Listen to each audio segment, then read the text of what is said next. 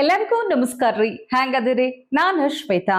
ಜಗತ್ನ್ಯಾಗ ನಡೆದಿರೋ ಸುದ್ದಿನ ನಮ್ಮ ಉತ್ತರ ಕರ್ನಾಟಕ ಭಾಷೆದಾಗ ಹೇಳಲಿಕ್ ಬಂದೀನಿ. ಮಸ್ತ್ ಚಾ ಕುಡ್ಕೋತ ಖಡಕ್ ಮಿರ್ಚಿ ಮಂಡಕ್ಕಿ ನೋಡ್ರಿ. ನೋಡಿ ಸುಮ್ ಕುಂದ್ರಬೇಡ್ರ. ಮತ್ತ ನಮ್ಮೆಲ್ಲಾ ವಿಡಿಯೋಸ್ಗಳನ್ನ ಲೈಕ್ ಮಾಡ್ರಿ. ನಿಮ್ಗೇನ್ ಅನಿಸ್ತದ ಕಮೆಂಟ್ ಮಾಡ್ರಿ. ನಿಮಗೆ ಗೊತ್ತಿದ್ದವ್ರಿಗೆಲ್ಲ ಶೇರ್ ಮಾಡ್ರಿ. ಇನ್ನು ನಮ್ಮ TV Vikrama digital channel subscribe ಮಾಡುವುದಂತೂ ನೆನಪು ಹಾರಬೇಡ್ರಿ. ಈ ಸಮಾಜದಾಗಿನ ಆಗು ಹೋಗುಗಳ ಬಗ್ಗೆ, ಆಡಳಿತ ವ್ಯವಸ್ಥೆ ಬಗ್ಗೆ, ಆಗ್ಬೇಕಾದಂತಹ ಅಭಿವೃದ್ಧಿ ಕೆಲಸಗಳ ಬಗ್ಗೆ, ಒಟ್ಟನ್ಯಾಗ ಎಲ್ಲಿ ಏನೇ ನಡೆದ್ರು ಅದನ್ನ ಮಂದಿಗೆ ತಲುಪಿಸುವಂತಹ ಕೆಲಸ ಮಾಡೋದು ಮಾಧ್ಯಮ. ಮಾಧ್ಯಮ ಅಂದ್ರ ಜವಾಬ್ದಾರಿಯುತ ನಾಲ್ಕನೇ ಅಂಗ ನೋಡ್ರಿ. ಈಗ ಸರ್ಕಾರದ ವಿರುದ್ಧ ಮಾಧ್ಯಮದವರೆಲ್ಲ ಸುಮ್ನೆ ಏನೇನೋ ಮಾತಾಡ್ತಾರ. ನಾವು ಹೇಳಿದ ಸ್ಟೇಟ್ಮೆಂಟ್ ಅನ್ನ ತಿರುಚಿ ಇನ್ನೇನೋ ಮಾಡಿ ಟ್ರೋಲ್ ಮಾಡ್ತಾರಂತ ಒಂದಿಷ್ಟು ಮಂದಿ ನಾಯಕರು ಮಾತಾಡ್ತಾರ ನೋಡ್ರಿ. ಅದೆಲ್ಲ ಸುಮ್ಮನೆ ತಾವು ತಪ್ಪಿಸ್ಕೊಳ್ಳಿಕ್ ಹೇಳ್ತಾರ ಬಿಡ್ರಿ. ಆದ್ರೆ ನನಗೀಗ ಸಮಾಧಾನ ಏನ್ ಅನ್ಸ್ಲಿಕ್ಕದ ಗೊತ್ತಾ? ಮಾಧ್ಯಮ ಅಷ್ಟೇ ಅಲ್ಲ, ಈಗೀಗ ಸಾಮಾನ್ಯ ಜನರಲ್ಲೂ ಬಹಳಷ್ಟು ಜಾಗೃತಿ ಬರ್ಲಿಕ್ಕತ್ತದ.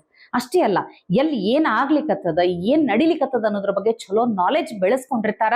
ಪ್ರಶ್ನಿಸೋ ಮನೋಭಾವನು ಇರ್ತೈತಿ ಅನ್ಲಿಕ್ಕ ಇಲ್ಲೊಬ್ಬ ಪ್ರಜ್ಞಾವಂತ ಜವಾಬ್ದಾರಿಯುತ ನಾಗರಿಕ ಮಾತು ಕೇಳ್ರಿ ಒಂದ್ಸಲ. ನಾನು ಹೇಳ್ಬೇಕಾದ್ರೆ ಮೊನ್ನೆ ಕುಂಭಮೇಳ ನಡೀತು. ಕುಂಭಮೇಳದಲ್ಲಿ ಎಷ್ಟೋ ಮಂದಿಗಳು ಸೇರೋದು. ಅದರಲ್ಲಿ ಹಿಂದೂ ಅಂತ ನೋಡಿದ್ರೆ ಹೊತ್ತು ಜಾತಿ ಅಂತ ನೋಡ್ಲಿಲ್ಲ. ಅಲ್ಲಿ ಸೇರಿದವರೆಲ್ಲ ಎಲ್ಲ ಒಂದು ಮನುಷ್ಯನಾಗಿ ಹೋಗಿ ಸೇರಿದ್ರು. ಅದ್ರಲ್ಲಿ ಭೇದ ಭಾವ ಏನು ಇರ್ಲಿಲ್ಲ. ಅವ್ನು ದೊಡ್ಡವನು ಚಿಕ್ಕವನು, ಅವ್ನು ಸಾವುಕಾರ ಬಡವ, ಅವನು ಆ ಜಾತಿ ಈ ಜಾತಿ ಅಂತ ನೋಡಿಲ್ಲ. ಈ ಜಾತಿ ಗಣತೆಯನ್ನ ಬಿಟ್ಟು, ಇದು ನಾನು ಇವತ್ತೆಲ್ಲ ನೋಡ್ತಾ ಇರೋದು, ಇದು ಕಾಂಗ್ರೆಸ್ ಯಾವಾಗೂ ಅಷ್ಟೇ ಫಸ್ಟ್ ಅವರು ದೇಶ ನೋಡಿದ್ರು, ಈಗ ಜಾತಿಗಳು ನೋಡಿದ್ರು, ಊರುಗಳು ನೋಡಿದ್ರು, ಈಗ ಜಾತಿಯನ್ನ ಕೈ ಹಾಕಿದ್ದಾರೆ. ಇದನ್ನೇನು ಅಂದ್ರೆ ಅವರ ಒಂದೇ ಉದ್ದೇಶ, ಹಿಂದೂಗಳನ್ನ ಭಾಗ ಆಗಿ ವಿಸರ್ಜನೆ ಮಾಡ್ಬಿಟ್ಟು ಬೇರೆ ಒಂದು ಮುಸ್ಲಿಂ ಓಟು ನೋಡಿ. ಮುಸ್ಲಿಂ ಅಲ್ಲೂ ನೂರಾರು ಭಾಗಗಳಿದೆ, ಅದ್ರಲ್ಲೂ ಇದೆ, ಕ್ರಿಶ್ಚಿಯನ್ ಅಲ್ಲೂ ಇದೆ. ಆದ್ರೆ ಇದನ್ನ ಮಾತ್ರ ಅವ್ರು ಎತ್ತಲ್ಲ. ಬೇರೆ ಹಿಂದೂಗಳ ಮೇಲೆ ಇವರ ಒಂದು ಟಾರ್ಗೆಟ್. ಈ ಟಾರ್ಗೆಟ್ ಅನ್ನು ಬಿಟ್ಟು ಫಸ್ಟ್ ನಮ್ಮ ಊರ್ನ ಉದ್ಧಾರ ಮಾಡ್ಲಿ. ರೋಡ್ಗಳು ಹದಗೆಟ್ಟು ಹೋಗ್ತಾ ಇದೆ. ಪಾಪ ಅವರು ಪ್ರಾಮಿಸಸ್ ಮಾಡಿರೋದು ಎಲ್ಲ ಬಿಟ್ಟು ಅರ್ಧಕ್ಕೆ ನಿಲ್ಸೋಗಿದೆ. ಒಬ್ಬೊಬ್ರು 6 ತಿಂಗಳು ಸಿಕ್ಕಿಲ್ವಂತೆ ಯಾವುದೇ ಒಂದು ಅವ್ರು ಕೊಟ್ಟಿರೋ ಪ್ರೋಗ್ರಾಮ್ಸ್. ಅವ್ರು ಇದುವರೆಗೂ 2 ವರ್ಷ ಆಗಿದೆ, ಇದುವರೆಗೂ ಯಾವುದು ಹೊಸ ಪ್ರಾಜೆಕ್ಟ್ಸ್ ತಂದಿಲ್ಲ. ಸುಮ್ನೆ ಅದೇನೋ ಅಂಡರ್ ಗ್ರೌಂಡ್ ಪ್ರಾಜೆಕ್ಟ್ ಅಂತ ಸುಮ್ನೆ ಮಾತಿಗೆ ಪಬ್ಲಿಕ್ ಅಲ್ಲಿ ಮಾತಾಡ್ತಾರೆ ಹೊತ್ತು ಇವಾಗ ಏನೋ ಹೊಸದಾಗಿ ಏರ್ಪೋರ್ಟ್ ಅಂತ ಇಟ್ಕೊಂಡವ್ರೆ. ಇವೆಲ್ಲ ಬಿಟ್ಬಿಟ್ಟು ಫಸ್ಟ್ ಊರ್ನ ಉದ್ಧಾರ ಮಾಡಿ. ಈ ತರ ಅರ್ಧಂಬರ್ಧ ಜಾತಿಗಳು ಹೊಡ್ಕೊಂಡು ಏನು ಅಂದ್ರೆ ಇದೊಂದೇ ಡಿವಿಯೇಷನ್ ಮಾಡಕ್ಕೆ, ಈಗ ವಕ್ಫ್ ಬೋರ್ಡ್ ಬಂದಿರೋದ್ರಿಂದ ಇದನ್ನ ಡಿವಿಯೇಟ್ ಮಾಡಕ್ಕೆ ನಮ್ಮ ಹಿಂದೂಗಳು ಡೈವರ್ಷನ್ ಮಾಡಿ ಹಿಂದೂಗಳನ್ನ ಒಡೆಯಕ್ ಮಾಡ್ತಾ ಇದಾರೆ ಅಷ್ಟೇ. ನಿಜ ಹೇಳ್ತೀನಿ, ನಮ್ಮಲ್ಲಿ ನಾವು ಒಗ್ಗಟ್ಟಿಲ್ಲ ಅಂದ್ರೆ ಖಂಡಿತವಾಗೂ ಮುಂದಕ್ಕೆ, ಇವಾಗೆಲ್ಲ ನಾನು ಹೇಳ್ತೀನಿ, ಮುಂದಕ್ಕೆ ಹೋಗ್ತಾ ಹೋಗ್ತಾ ದೇವಸ್ಥಾನಗಳಲ್ಲೂ ಈ ಜಾತಿಯ ಮೊದಲಿತ್ತಿದ್ದೇನೋ ಈ ಜಾತಿ ವಿಧವಾದ ಪದ್ಧತಿ ಅದನ್ನ ಮತ್ತೆ ತರಕ್ ಹೊರಟಿದ್ದಾರೆ ಇವ್ರು. ತಂದ್ಬಿಟ್ಟು ಕೊನೆಗೆ ದೇವಸ್ಥಾನಗಳು ಅಷ್ಟೇ, ಆಮೇಲೆ ಕೊನೆಗೆ ಇದು ಇವ್ರ ದೇವಸ್ಥಾನ, ಅದು ಅವ್ರ ದೇವಸ್ಥಾನ, ಅದು ಅವ್ರ ದೇವಸ್ಥಾನ ಅನ್ನೋದು ಮಾಡ್ಬಿಟ್ಟು ಅವರನ್ನು ಭಾಗ ಮಾಡ್ಬಿಡ್ತಾರೆ ಅಷ್ಟೇ. ಇವರ ಒಂದು ಉದ್ದೇಶ ಅಷ್ಟೇ. ನಾನಂತೂ ಇದಕ್ಕೆ ತುಂಬಾ ವಿರೋಧ ಮಾಡ್ತೀನಿ. ಆಮೇಲೆ ನೀವು ಸರ್ವೆ ಬಗ್ಗೆ ಮಾತಾಡ್ತಾ ಇದ್ರು, ನನ್ನ ಮನೆಗೂ ಬಂದಿಲ್ಲ, ನಮ್ಮ ರೋಡ್ಗೂ ಬಂದಿಲ್ಲ. ನಾನು 2 ಏರಿಯಾಗ ಹೋಗ್ತೀನಿ. ಒಂದು ನನ್ನ ಹಲ್ಸೂರ್ ಮನೆ ಹತ್ರ ಹೋಗ್ತೀನಿ, ಒಂದು ನಂದು ನಾಗರಬಾವಿಯಲ್ಲಿರೋದು. 2 ಕಡೆಯಲ್ಲೂ ಯಾರು ಸರ್ವೆ ಬಂದಿಲ್ಲ. ಇದೆಲ್ಲ ಬೋಗಸ್. ಇದನ್ನ ಸುಮ್ನೆ ಇವರವರೇ ಏನೋ ಒಂದು ಮಾಡ್ಕೊಂಡು, ನಾನು ನಿಜ ಹೇಳ್ತೀನಿ, ಇದೊಂದು ಬಿಗ್ಗೆಸ್ಟ್ ಫ್ರಾಡ್. ಕಾಂಗ್ರೆಸ್ಸೇ ಒಂದು ಫ್ರಾಡ್, ಅವ್ರು ಮಾಡ್ತಾ ಇರೋ ಪ್ರಾಜೆಕ್ಟ್ಸೇ ಒಂದು ಫ್ರಾಡ್, ಇದ್ರಲ್ಲಿ ಇದೊಂದು ಫ್ರಾಡ್, ಬಿಗ್ಗೆಸ್ಟ್ ಫ್ರಾಡ್. ಈ ಹಿರಿಯಕ್ಕನ ಚಾಳಿ ಮನಿ ಮಂದಿಗೆಲ್ಲ ಅನ್ನೋ ಹಂಗ ರಾಹುಲ್ ಗಾಂಧಿ ಚಾಳಿ ಅವ್ರ ಪಕ್ಷದ ನಾಯಕರಿಗೆಲ್ಲ ಬರಬಾರ್ದು ನೋಡ್ರಪ್ಪ. ಅದ್ ಯಾವ ಚಾಳಿ ಅಂತ ಕೇಳಿದ್ರೆ ನೀವ, हजारों साल पहले एक युवा, 6-7 साल का युवा,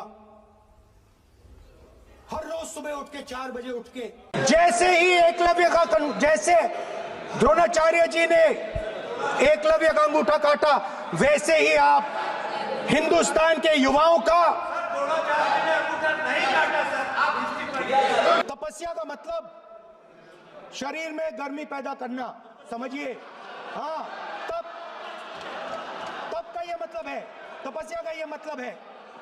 ಹಿಂಗ ತಪ್ಪಾಗಿ ಬೆಪ್ಪಾಗಿ ಅಸಂಬದ್ಧ ಮಾತಾಡಿ ಮಂದಿನ ನಗಸ್ತಾರಲ್ಲ, ಅದು ಅನ್ಕೊಂಡ್ರೆ ಅಲ್ರಿ ಅದೇನಷ್ಟ ಡೇಂಜರ್ ಚಾಳಿ ಅಲ್ಲ ಬಿಡ್ರಿ.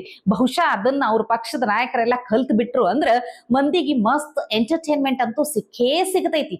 ಅದಲ್ಲ ನಾ ಹೇಳಲಿಕ್ಕತ್ತಿದ್ದು, ಈ ಫಾರಿನ್ಗೂ ಹೋದಾಗ ಭಾರತದ ಬಗ್ಗೆ ಇಲ್ಲ ಸಲ್ಲದ ನೆಗೆಟಿವ್ ವಿಚಾರಗಳನ್ನು ಹೇಳುವುದು, ಭಾರತದ ವ್ಯವಸ್ಥೆ ಬಗ್ಗೆ ಬೈಯುವುದು, ಅದ ನೋಡ್ರಪ್ಪ ಆ ಚಾಳಿ ಆ ಚಟ ಹೇಳಲಿಕ್ಕತ್ತೀನಿ. ಈ ಅಮೆರಿಕ ಪ್ರವಾಸದಾಗಿರುವಂತಹ ರಾಹುಲ್ ಗಾಂಧಿ ಮತ್ತ ಅಂಥದೇ ಒಂದ್ ಕೆಲಸ ಮಾಡ್ಯಾರ.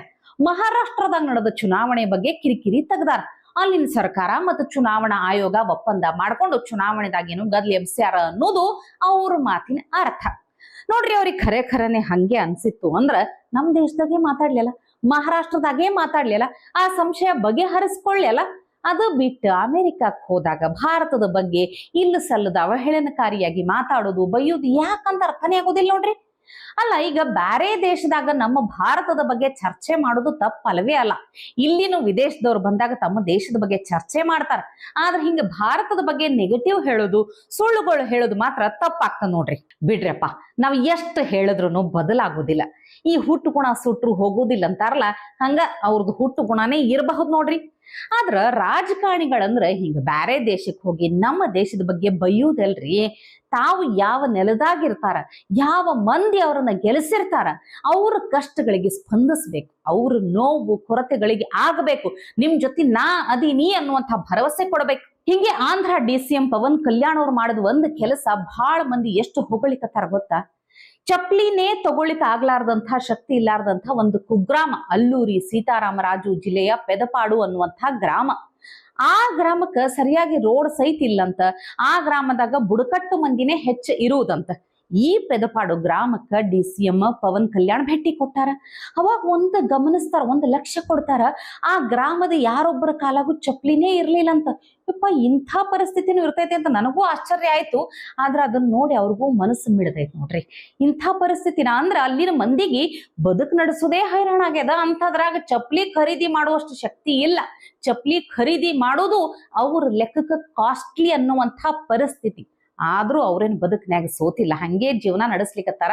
ಆದ್ರ ಆ ಗ್ರಾಮಸ್ಥರ ಪರಿಸ್ಥಿತಿ ನೋಡಿ ಪವನ್ ಕಲ್ಯಾಣ್ ಬಹಳ ಮನ್ಸಿಗೆ ಹಚ್ಕೊಂಡಾರ. ಅಷ್ಟೇ ಅಲ್ಲ, ಪಟ್ ಅಂತ ಅಲ್ಲಿನ ಅಧಿಕಾರಿಗಳಿಗೆಲ್ಲಾ ಹೇಳಿ, ಈ ಗ್ರಾಮದಾಗ ಎಷ್ಟು ಮಂದಿ ಅದಾರ ಎಣಸ್ರಿ, ಅವ್ರೆಲ್ಲದ ಕಾಲ ಅಳತಿ ತಗೋರಿ, ಈಗಿಂದೀಗೆ ಅವ್ರಿಗೆಲ್ಲ ಚಪ್ಲಿ ಕೊಡಿಸ್ರಿ ಅಂತ ಆದೇಶ ಕೊಟ್ಟಾರ.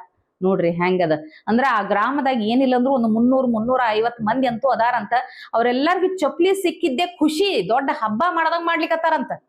ಅಲ್ರಿ, ಹಿಂಗ ಅವ್ರ ಚಪ್ಲಿ ಕೊಡ್ಸಿದ್ದೆ ದೊಡ್ಡ ವಿಷಯ ಅಂತ ನಾ ಹೇಳಲಿಕ್ಕತ್ತಿಲ್ಲ. ಆದ್ರೆ ಇನ್ನೊಬ್ಬರ ಕಷ್ಟಗಳಿಗೆ ಸ್ಪಂದಿಸುವುದು, ಇನ್ನೊಬ್ಬರ ದುಃಖ ನೋಡಿ ಮರುಗುವುದು, ಅವ್ರ ಸಲುವಾಗಿ ಕೆಲಸ ಮಾಡಿದ್ರ ಸಾಕು, ಅವ್ರ ನಿಸ್ವಾರ್ಥ ರಾಜಕಾರಣಿ ಅಂತ ಅನ್ಸ್ಕೋತಾರ.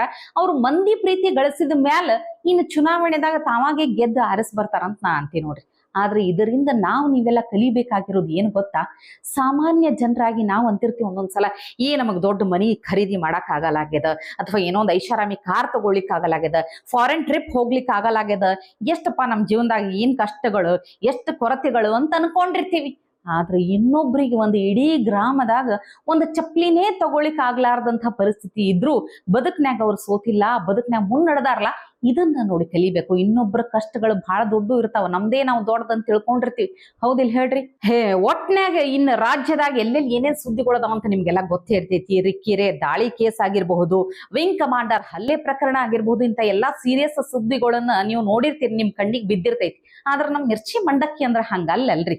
ನೋಡಿದ್ರ ಮನಸ್ಸು ಹಗುರ ಆಗ್ಬೇಕು, ಮೂಡ್ ಫ್ರೆಶ್ ಆಗ್ಬೇಕು, ಜೀವನದಾಗ ಮತ್ತಿಷ್ಟು ಉತ್ಸಾಹ ಬರ್ಬೇಕು.